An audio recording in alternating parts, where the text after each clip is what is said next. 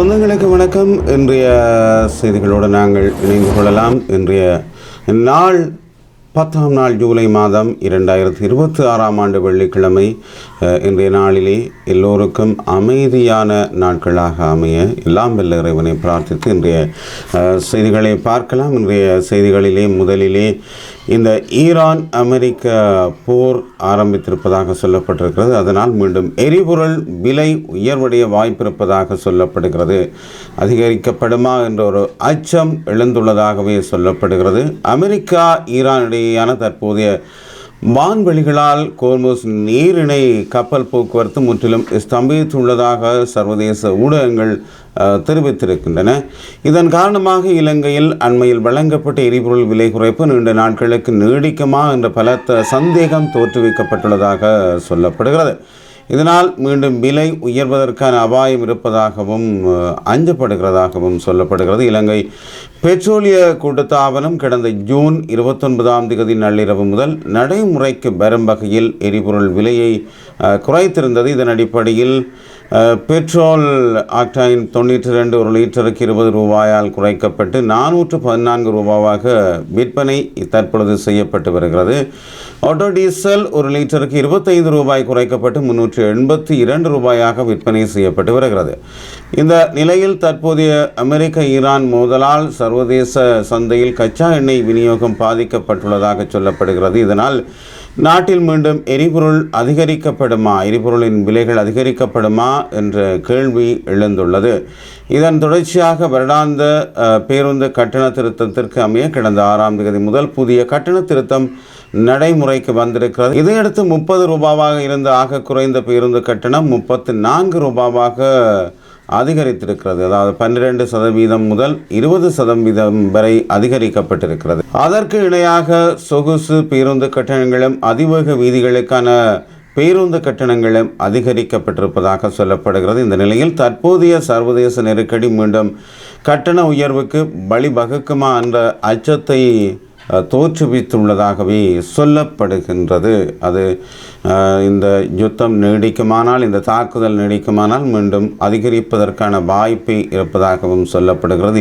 இதேபோல பிரான்சும் சொல்லியிருக்கிறது. மாற்று வழித்தடத்தை பயன்படுத்தலாம் என்ற ஒரு விடயத்தையும் பிரான்ஸ் அறிவித்திருக்கிறது. எதிர்காலத்திலே தான் அது தொடர்பிலே தெரியும் என்று நான் நினைக்கிறேன். எதிர்காலம் என்று இன்று நாளை அல்லது நாளை மறுதினமாகவே இருக்கலாம். ஏனென்றால் இது நீண்டகால ஒரு வேலையாக இருக்க முடியாது. எரிபொருள் என்பது உலகத்தின் எல்லா பகுதிகளுக்கும் தேவையான ஒன்றாகவே இருந்து கொண்டிருக்கிறது. அதே வேளையிலே மிக கொடூரமாக கொல்லப்பட்ட சிறை அதிகாரிகள் தொடர்பிலே, அதாவது பிரேத பரிசோதனை தொடர்பிலே பார்த்தால், நீர்கொழும்பு சிறையில் நடந்த வன்முறை மோதலில் உயிரிழந்த சிறை அதிகாரிகளின் பிரேத பரிசோதனையில் அவர்கள் கொடூரமாக தாக்கப்பட்டது தெரிய வந்துள்ளது. பிரேத பரிசோதனை அறிக்கைகளின்படி தலையில் ஏற்பட்ட கடுமையான காயங்களால் அதிகாரிகள் உயிரிழந்திருக்கின்றார்கள். ஜூலை 5 மற்றும் 6ஆம் தேதிகளில் நீர்கொழும்பு சிறையில் நடந்த வன்முறை சம்பவத்தில் உயிரிழந்த சிறை அதிகாரிகள் மற்றும் கைதிகள் உட்பட 24 பேருக்கு 5 பேர் கொண்ட தடயவியல் குழு பிரேத பரிசோதனை நடத்தியிருக்கிறது. அதன்படி பிரேத பரிசோதனையில் 14 மரணங்கள் துப்பாக்கிச் சூட்டாலும் மேலும் 9 மரணங்கள் தாக்குதல்களாலும் ஏற்பட்டதாக தெரிய வந்திருக்கிறது. ஒரு மரணத்தின் முடிவு எட்டப்படவில்லை என்று சொல்லப்படுகிறது. கொழும்பு தேசிய மருத்துவமனையில் சிகிச்சை பெற்று வந்த போது உயிரிழந்த சிறை காவலரின் மரணம் குறித்த தகவல் நேற்று மாளிககந்த நீதவான் நீதிமன்றத்துக்கு தெரிவிக்கப்பட்டது. மேலும் பிரேத பரிசோதனை தொடர்பான சான்றுகளின் ஆய்வும் நிறைவடைந்துள்ளதாக சொல்லப்படுகிறது. நீர்கொழும்பு மருத்துவமனையில் வைக்கப்பட்டிருந்த 28 உடல்களில் 24 உடல்களின் பிரேத பரிசோதனை நிறைவடைந்திருக்கிறது. அவை அவர்களது உறவினர்களிடம் ஒப்படைக்கப்பட்டுள்ளன. மீதமுள்ள 4 உடல்களுக்கான பிரேத பரிசோதனை தற்போது நடைபெற்று வருவதாக சொல்லப்படுகிறது. இறந்தவர்களில் ஒரு இந்திய நாட்டவரும் அடங்குவதாகவும் சொல்லப்படுகிறது. இந்த சம்பவம் தொடர்பான பிரேத பரிசோதனையை நடத்துவதற்காக மருத்துவர் சுஜீவ விக்ரம் நாயக்க தலைமையில் 5 பேர் கொண்ட தடயவியல் மருத்துவ குழு ஒன்று நியமிக்கப்பட்டிருக்கிறது. இந்த குழுவில் மருத்துவர் பிரசன்ன அப்புகாமி, மருத்துவர் சமந்தா விஜயரத்ன போன்ற இன்னும் பலர் அடங்கியிருக்கிறார்கள். இதற்கிடையில் 7ஆம் தேதி உயிரிழந்த 8 சிறை அதிகாரிகள் மற்றும் 21 கைதிகளின் பிரேத பரிசோதனைகளை நடத்தி அதன் அறிக்கைகளை நீதிமன்றத்தில் சமர்ப்பிக்குமாறு கொழும்பு தலைமை நீதிபதி சிலானி பெரேரா உத்தரவிட்டிருக்கின்றார். மேலும் இந்த சம்பவம் தொடர்பாக விரிவான அறிக்கை ஒன்றை நீதிமன்றத்தில் சமர்ப்பிக்குமாறு காவல்துறைக்கும் உத்தரவிடப்பட்டிருக்கிறது. மறுபுறம் இந்த சம்பவத்தை தொடர்ந்து நீர்கொழும்பு சிறைச்சாலை ஒரு குற்ற நிகழ்விடமாக கருதப்படுவதால் அங்கு கைதிகளை மேலும் தடுத்து வைப்பது பொருத்தமற்றது என சிறை நிர்வாகம் முடிவு செய்துள்ளதாக நீதி மற்றும் தேசிய ஒருமைப்பாட்டு அமைச்சு ஓர் அறிக்கையில் தெரிவித்திருப்பதாக சொல்லப்படுகிறது. இந்த வன்முறை சம்பவத்தால் சிறை வளாகத்தில் கடுமையான சேதம் ஏற்பட்டுள்ளதுடன் சேதம் குறித்த இறுதி மதிப்பீட்டு அறிக்கை இன்னும் தயாரிக்கப்படவில்லை என்றும் சிறை அதிகாரிகள் தெரிவித்திருப்பதாக சொல்லப்படுகின்றது. ஈஸ்டர் ஞாயிறு பயங்கரவாத தாக்குதல் தொடர்பான விசாரணைகளில் பயங்கரவாத தடுப்புச் சட்டத்தின் கீழ் குற்றப்புலனாய்வு திணைக்களத்தால் தனது கைது மற்றும் தடுப்பு காவலை தடுக்கும்படி கோரி முன்னாள் ஜனாதிபதி கோடபாய ராஜபக்ச தாக்கல் செய்த ரிட் மீதான மேலதிக பரிசீலனையை இந்த மாதம் 23ஆம் தேதி வரை ஒத்திவைக்குமாறு மேன்முறையீட்டு நீதிமன்றம் உத்தரவிட்டிருக்கிறது. மேன்முறையீட்டு நீதிமன்றத்தின் தலைவர் நீதிபதி ரோஹந்த அபயசூரிய மற்றும் நீதிபதி சரத் திசநாயக்க ஆகியோரடங்கிய மேன்முறையீட்டு நீதிமன்ற அமர்வின் முன்பாக நேற்று 4வது நாளாக இந்த மனு பரிசீலனை செய்யப்பட்ட போது இந்த உத்தரவு பிறப்பிக்கப்பட்டதாக சொல்லப்படுகிறது. குற்றப்புலனாய்வு திணைக்களத்தின் பணிப்பாளர் சானி அபயசேகர் மற்றும் சம்பந்தப்பட்ட மனுவில் பிரதிவாதிகளாக பெயரிடப்பட்ட ஒரு குழுவினரின் சார்பில் முன்னிலையான பிரதி சொலிசிட்டர் நாயகம் சுகந்தி ஹெரத் நீதிமன்றத்தில் உண்மைகளை முன்வைத்ததாக சொல்லப்படுகின்றது. அவர் அங்கே தெரிவிக்கின்ற போது நீதிபதி அவர்களை ஈஸ்டர் தாக்குதல்களை தடுக்க நடவடிக்கை எடுத்ததற்காக பிரதிவாதி சானி அபயசேகரவுக்கு எதிராக உச்ச நீதிமன்ற நீதிபதி ஜனக் டி சில்வா ஆணைக்குழு பரிந்துரைகளை வழங்கியதாக மனுதாரர் முன்னர் நீதிமன்றத்தில் தெரிவித்திருந்தார். இது நீதிமன்றத்தின் முழுமையான திசை திருப்பல் என்று கூறலாம். அந்த வகையில் இது ஒரு பொய்யான கூற்று. இந்த ஆணைக்குழுவின் அறிக்கையில் வழங்கப்பட்ட பரிந்துரைகள் விடுபட்ட தகவல்களின் கீழ் காவல்துறை தொடர்பானவை என்றும் அதில் காவல்துறை மாதிபர் புஜித் ஜெயசுந்தர் அரச புலனாய்வு சபையின் முன்னாள் தலைவர் நிலாந்த ஜெயவர்தன 4 சிரேஷ்ட பிரதி காவல்துறை தலைவர்கள் மற்றும் பல அதிகாரிகள் குறிப்பிடப்பட்டுள்ளனர் என்றும் அவர்களில் முன்னாள் காவல்துறை அதிபர் புஜித் ஜெயசுந்தர மீது சட்டமா அதிபர் ஏற்கனவே குற்றவியல் வழக்கை தாக்கல் செய்து தனது தீர்ப்பை ஒத்திவைத்துள்ளார். குற்றவியல் சட்டத்தின் கீழ் நிலந்த ஜெயவர்தன மீது வழக்கு தாக்கல் செய்வதற்கான சாத்தியக்கூறுகள் குறித்த உண்மைகளை சட்டமா அதிபர் ஆராய்ந்து வருகிறார் என்றும் சொல்லப்பட்டிருக்கிறது. இந்த ஆணைக்குழு வழங்கிய பரிந்துரைகள் குறித்து பிரதிவாதி சானி அபயசேகரவிற்கு எதிராக எதுவும் கூறவில்லை. எனவே மனுதாரரால் முன்வைக்கப்பட்ட உண்மைகள் முற்றிலும் தவறானவை என்றும் மேலும் விசாரணை ஆணைக்குழு அவர் ஜனாதிபதியாக பதவியேற்ற பிறகு நடந்த அரசியல் பழிவாங்கல்களை விசாரிக்க மனுதாரரால் நியமிக்கப்பட்ட ஆணையம் பிரதிவாதி சானி அபயசேகரவை குற்றவாளி என கண்டறிந்துள்ளது என்றும் சொல்லப்பட்டிருக்கிறது.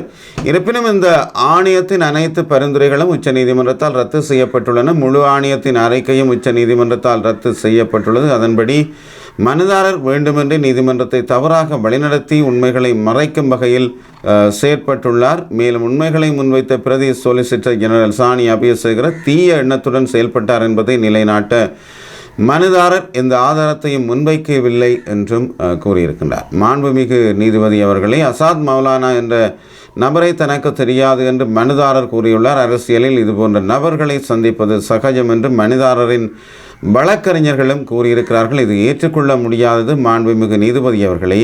ஏனெனில் அசாத் மௌலானா ஒரு சாதாரண நபர் அல்ல, அவர் பிள்ளையானின் செயலாளர். எனவே அவரை தனக்கு தெரியாது என்று மனுதாரர் கூற முடியாது. மேலும் இந்த மனுவை விரைவில் தள்ளுபடி செய்யுமாறு அவர் நீதிமன்றத்தை கேட்டிருக்கின்றார். மனுதாரர் தனது மனுவில் பிரதிவாதி சானி அபயசேகரவை கோடபாய ஜனாதிபதியான பிறகு குற்றப்புலனாய்வு திணைக்களத்தின் பணிப்பாளர் பதவியிலிருந்து நீக்கப்பட்டு இடமாற்றம் செய்யப்பட்டதாக சில ஊடகங்கள் செய்தி வெளியிட்டிருந்ததாக குறிப்பிட்டுள்ளார். எனவே பிரதிவாதி அவர் வன்மத்துடன் செயல்படுவதாக கூறியுள்ளார். இது ஏற்றுக்கொள்ள முடியாது என்ற பெரும் வாதங்கள் அங்கே நடைபெற்றிருக்கின்றது. ஜனாதிபதி காவல்துறை இடமாற்றங்களை செய்வதில்லை. இந்த இடமாற்றங்களை தேசிய காவல்துறை ஆணைக்குழுவே செய்கிறது. எனவே மனுதாரரால் முன்வைக்கப்பட்ட வாதங்களுக்கு எந்த அடிப்படையும் இல்லை. சானி அபயசேகர வன்மத்துடன் செயல்பட்டார் என்பதை நிரூபிக்க மனுதாரர் எந்த ஆதாரத்தையும் முன்வைக்கவில்லை. சட்டவிரோதமாக ஆதாரங்களை திரித்த குற்றச்சாட்டின் பேரில் சாணி அபிஷேகர கைது செய்யப்பட்டு விளக்கமறியலில் வைக்கப்பட்டார். தற்போது அவர் அந்த குற்றச்சாட்டுகளில் இருந்து விடுவிக்கப்பட்டுள்ளார். மேலும் அந்த சம்பவத்தில் சட்டவிரோதமாக துப்பாக்கிகளை வைத்திருந்ததற்காக முன்னாள் பிரதி காவல்துறை அதிபர் பாஸ் குணவர்த்தன மற்றும் பிறர் மீது சட்டமா அதிபர் குற்றப்பத்திரிகை தாக்கல் செய்துள்ளார் என்றும் சொல்லப்படுகிறது. ஈஸ்டர் ஞாயிறு பயங்கரவாத தாக்குதல் குறித்த தற்போதைய விசாரணையும் மிகவும் சிக்கலானது. ஒரு வாரத்திலோ அல்லது ஒரு மாதத்திலோ அது முடிந்துவிடும் என்று கூற முடியாது. அதற்கு தடை ஏற்பட்டுள்ளன, பல தடைகள் ஏற்பட்டுள்ளன. தற்போது பணியில் இருக்கும் ஒரு காவல்துறை அதிகாரி ஒரு முக்கியமான அறிக்கை அதன் நகல் ஒன்று ரகசிய உரையில் நீதிமன்றத்தில் சமர்ப்பிக்கப்பட்டுள்ளது என்றும் சொல்லப்பட்டிருக்கிறது. தொலைபேசி அழைப்பு பதிவுகள் பெறப்பட்டு வருகின்றன. வாட்ஸ்அப் மற்றும் கிரீமா போன்ற அழைப்பு வலையமைப்புகளில் மேற்கொள்ளப்பட்ட அழைப்புகளும் விசாரிக்கப்பட்டுள்ளன என்றும் சொல்லப்பட்டிருக்கிறது. இதற்காக அமெரிக்காவில் உள்ள அந்த சமூக ஊடக நிறுவனங்களின் ஆதரவும் கோரப்பட்டுள்ளது. எனவே இது ஒரு சிக்கலான வழக்கு. இந்த நிலையில் மனுதாரர் கோரியுள்ள நிவாரணத்தை வழங்க முடியாது என்று சொல்லப்பட்டிருக்கிறது. அதன் பிறகு மனுதாரர் சார்பில் நீதிமன்றத்தில் சாட்சியங்களை முன்வைத்த போது ஜனாதிபதி சட்ட ஆலோசகர் அலி சப்ரி பயங்கரவாத தடுப்புச் சட்டத்தின் சில விதிகள் கடுமையானவை என்று கூறியிருக்கின்றார். பயங்கரவாத தடுப்புச் சட்டத்தின் சில விதிகள் கடுமையானவை, அதனால்தான் அனைத்து தரப்பினரும் சட்டத்தை திருத்துவதாக உறுதியளித்திருந்தனர். இந்த சட்டத்திலிருந்து நீதவான் நீக்கப்பட்டுள்ளார். துணை சொலிசிட்டர் ஜெனரல் முன்வைத்த உண்மைகளை கேட்டு நான் மிகவும் அதிர்ச்சி அடைந்தேன் என்றார். பின்னர் நீதிமன்றம் இந்த வழக்கை மேலும் பரிசீலனைக்காக இந்த மாதம் 23ஆம் தேதிக்கு ஒத்தி வைத்திருக்கின்றது. பிரசன்ன ரணதுங்கவுக்கு 9 ஆண்டுகள் சிறை தண்டனை எச்சரிக்கை வழங்கியிருக்கிறது. இது நீதிமன்றத்தின் அதிரடி உத்தரவாக காணப்படுகிறது. முன்னாள் அமைச்சர் பிரசன்ன ரணதுங்கவுக்கு எதிராக நிலம் ஒன்றை நிரப்புவதற்கு அனுமதி வழங்குவதற்காக இலஞ்சம் பெற்றதாக தொடரப்பட்ட வழக்கில் விதிக்கப்பட்ட 100 லட்சம் ரூபாய் இழப்பீட்டுத் தொகையை 2027ஆம் ஆண்டு ஜூலை 6ஆம் தேதிக்கு முன்னர் முழுமையாக செலுத்த வேண்டும் என்று கொழும்பு மேல் நீதிமன்றம் உத்தரவிட்டிருக்கின்றது. நீதிமன்றம் நிர்ணயித்த காலக்கெடுவுக்குள் இழப்பீட்டுத் தொகையை செலுத்த தவறினால் மேன்முறையீட்டு நீதிமன்றத்தின் உத்தரவை மீறிய குற்றச்சாட்டின் கீழ் பிரதிவாதிக்கு 9 ஆண்டுகள் சிறை தண்டனை விதிக்கப்படும் எனவும் நீதிமன்றம் எச்சரித்திருக்கின்றது. வழக்கு விசாரணைக்கு எடுத்துக்கொள்ளப்பட்ட போது பிரசன்ன ரணதுங்க சார்பில் ஆஜரான சட்டத்திறனிகள் நீதிமன்றம் நிர்ணயித்த கால வரையறைக்குள் இழப்பீட்டுத் தொகையை முழுமையாக செலுத்துவதாக உறுதியளித்திருப்பதாக சொல்லப்படுகிறது. அந்த உறுதிமொழியை பரிசீலித்த நீதிமன்றம் அவரை விடுவிக்க உத்தரவிட்டது. மேல் மாகாண முதலமைச்சராக பதவி வகித்த காலத்தில் கொலன்னாவை மீதோட்டம் உள்ள பகுதியில் அமைந்திருந்த நிலம் ஒன்றை நிரப்புவதற்கு அனுமதி வழங்குவதற்காக தொழிலதிபர் ஒருவரிடம் 640 லட்சம் ரூபாய் பணம் கோரி அச்சுறுத்தியதாக முன்வைக்கப்பட்ட குற்றச்சாட்டில் பிரசன்ன ரணதுங்க குற்றவாளியாக அறிவிக்கப்பட்டிருக்கின்றார். அந்த குற்றத்திற்காக முன்னதாக கொழும்பு மேல் நீதிமன்றம் அவருக்கு 250 லட்சம் ரூபாய் அபராதமும் 100 லட்சம் ரூபாய் இழப்பீடும் செலுத்துமாறு உத்தரவிட்டிருந்தது. அந்த தீர்ப்புக்கு எதிராக தாக்கல் செய்யப்பட்ட மேன்முறையீட்டின் தீர்ப்பை நடைமுறைப்படுத்தும் வகையிலேயே இவ்வழக்கு மீண்டும் விசாரணைக்கு எடுத்துக் கொள்ளப்பட்டதாக சொல்லப்படுகிறது. உண்மையில் இந்த அதிகாரத்தில் இருந்து கொண்டு அதிகார துஷ்பிரயோகமாக சொல்லப்படுகின்ற விடயங்கள் இவ்வாறு தான் அமைந்திருக்கிறது. தங்களுக்காகவே இருந்து செயற்பட்டு கொண்டிருக்கிறார்கள். மக்களின் நலனிலே மிகுந்த அக்கறைகளை எடுக்காது தாங்கள் இருக்கின்ற காலத்திலே முன்னேறிவிட வேண்டும் என்ற எண்ணங்களோடு அவர்கள் மிக பெரும் இலஞ்சங்களை வாங்கி தங்களை வளர்த்து கொண்டிருக்கின்றார்கள். உண்மையில் இந்த வாக்களித்த மக்கள் பெரும் சொல்லனா துயரங்களை என்றும் அனுபவித்து கொண்டிருக்கின்றார்கள். அதாவது சட்டபூர்வமான வருமான ஆதாரம் ஏதுமின்றி திடீரென பெரும் சொத்துக்களை பெற்று ஆடம்பரமான வாழ்க்கை வாழும் நபர்களை தாங்களும் குற்றப்புலனாய்வுத்துறையும் உன்னிப்பாக கண்காணித்து வருவதாக காவல்துறையை தெரிவித்திருப்பதாக ஒரு செய்தி இருக்கின்றது. மேலும் போதைப்பொருள் கடத்தல் மற்றும் பிற சட்டவிரோத வழிகள் மூலம் பெறப்பட்ட சொத்துக்கள் மற்றும் சட்டவிரோத உடைமைகள் தொடர்பான விசாரணைகள் நாடு முழுவதும் ஏற்கனவே நடைபெற்று வருவதாகவும் அவர்கள் தெரிவித்திருப்பதாக சொல்லப்படுகிறது. எனவே சமூகத்தின் நலனுக்காக சந்தேகத்துக்கிடமான நடவடிக்கைகள் குறித்து தங்களுக்கு தெரிவிக்குமாறு காவல்துறையினர் பொதுமக்களிடம் தெரிவித்ததாக சொல்லப்படுகிறது. காவல்துறையினர் பொதுமக்களிடம் கேட்டுக்கொள்கின்றதாக இந்த செய்தி இருக்கின்றது. மற்றும் மன்னார் சவுத் பார் கடலிலே சுமார் 10,000 கிலோ கடல் அட்டைகள் மீட்கப்பட்டிருக்கிறது. 26 கடற்தொழிலாளர்கள் கைது செய்யப்பட்டிருக்கிறார்கள். இந்தியாவிலிருந்து சட்டவிரோதமான முறையிலே கடத்தி வரப்பட்டதாக கூறப்படும் சுமார் 10,000 கிலோகிராம் நிறையுள்ள 60,448 கடல் அட்டைகளுடன் மன்னார் சவுத் பார் கடலிலே வைத்து 26 கடற்தொழிலாளர்கள் நேற்று 9ஆம் நாள் ஜூலை மாதம் கடற்படையினரால் கைது செய்யப்பட்டிருக்கிறார்கள். இந்தியாவிலிருந்து சட்டவிரோதமான முறையில் கடல் அட்டைகள் கடத்தப்படுவதாக கடற்படையினருக்கு கிடைத்த இரகசிய தகவலை தொடர்ந்தே கடற்படையினர் மேற்கொண்ட விசேட தேடுதல் நடவடிக்கையின் போது இந்த சட்டவிரோத கடத்தல் நடவடிக்கை கண்டறியப்பட்டதாக சொல்லப்படுகிறது.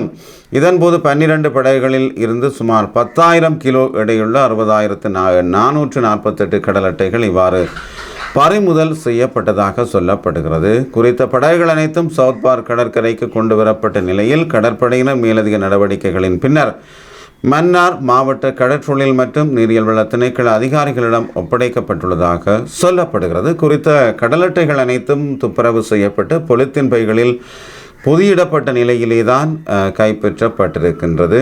தொழில் திணைக்கள அதிகாரிகள் விசாரணைகளை மேற்கொண்ட நிலையில் குறித்த கடல் அட்டைகளை நேற்று மாலை கடற்படை மற்றும் போலீசார் முன்னிலையில் பகிரங்கமாக விற்பனை செய்திருக்கின்றார்கள். மேலும் கைது செய்யப்பட்ட 26 கடற்தொழிலாளர்கள் மற்றும் படகு உள்ளிட்ட ஏனைய பொருட்களை நீதிமன்றத்தில் முற்படுத்த மன்னார் மாவட்ட கடற்றொழில் திணைக்கள அதிகாரிகள் நடவடிக்கை மேற்கொண்டு வருவதாக சொல்லப்படுகின்றது. இதேபோன்று மன்னாரிலே ஆசிரியை தாக்கியதில் 5 வயது மாணவி வைத்தியசாலையில் என்ற ஒரு செய்தி இருக்கிறது. மன்னாரில் உள்ள பாடசாலை ஒன்றில் தரம் 5இல் கல்வி கற்கும் சிறுமியொருவர் வகுப்பாசிரியரால் கடுமையாக தாக்கப்பட்டுள்ளதாக குற்றம் சாட்டப்பட்டிருக்கிறது. மேலும் குறித்த பாடசாலையில் கல்வி கற்கும் புலமை பரிசில் பரீட்சைக்கு தோற்றவிருக்கும் மாணவர்களுக்கான விசேட வகுப்பொன்று இடம்பெற்றிருக்கிறது. இதன்போது வகுப்பாசிரியர் கேட்ட கேள்வி ஒன்றிற்கு சிறுமி தவறான பதிலளித்ததாக தெரிவிக்கப்படுகிறது. இதனால் ஆத்திரமடைந்த வகுப்பாசிரியர் சக மாணவர்கள் முன்னிலையிலேயே சிறுமியின் கன்னத்தில் பலமாக பல தடவைகள் அறைந்துள்ளார். ஆசிரியரின் இந்த தாக்குதலால் சிறுமியின் கன்னத்தில் காயங்கள் ஏற்பட்டு இரத்த கண்டல்களும் ஏற்பட்டுள்ளது என்று சொல்லப்படுகிறது. அந்த புகைப்படத்தையும் இங்கு காணக்கூடியதாகவே இருக்கின்றது. இதையடுத்து உடனடியாக பெற்றோர்களால் மன்னார் மாவட்ட பொது வைத்தியசாலையில் கொண்டு செல்லப்பட்ட சிறுமி வைத்தியசாலையில் அனுமதிக்கப்பட்டிருக்கிறார். தற்போது சிறுமி வைத்தியசாலையில் தொடர் சிகிச்சை பெற்று வருவதாகவும் அவரது உடல்நிலை குறித்து அவதானிக்கப்பட்டு வருவதாகவும் தெரிவிக்கப்படுகிறது. மேலும் சிறுமியை தாக்கிய ஆசிரியை மீது உரிய சட்ட நடவடிக்கை எடுக்குமாறு கோரி இது தொடர்பாக காவல் நிலையத்தில் முறைப்பாடு செய்யப்பட்டுள்ளதாகவும் சொல்லப்படுகின்றது. உண்மையில் இந்த ஸ்காலர்ஷிப் என்பது புலமை பரிசில் என்பது அனைவருக்குமே ஒரு பிரஷரான வாழ்க்கையைத்தான் கொடுத்திருக்கிறது. பெற்றோர் தொடக்கம் ஆசிரியர்கள் தொடக்கம் அனைவருக்கும் ஒரு பிரஷரான ஒரு இரத்த அழுத்தத்தை கொடுக்கின்ற ஒரு விடயமாகத்தான் இருந்து கொண்டிருக்கிறது. உண்மையில் இதற்கு ஒரு மாற்று நடவடிக்கை இருக்க வேண்டும். நல்லது அன்பு சொந்தங்களை, இதுவரை இடிமுழக்கத்தின் செய்திகளோடு இணைந்திருந்தீர்கள். மீண்டும் சந்திக்கும் வரை விடைபெறுகிறேன். அன்புடன் சக்திவேல். தொடர்ந்தும் இடிமுழக்கத்திற்கு உங்கள் ஆதரவை வழங்குங்கள். தொடர்ந்து சப்ஸ்கிரைப் செய்யுங்கள், ஷேர் செய்யுங்கள். நன்றி, வணக்கம்.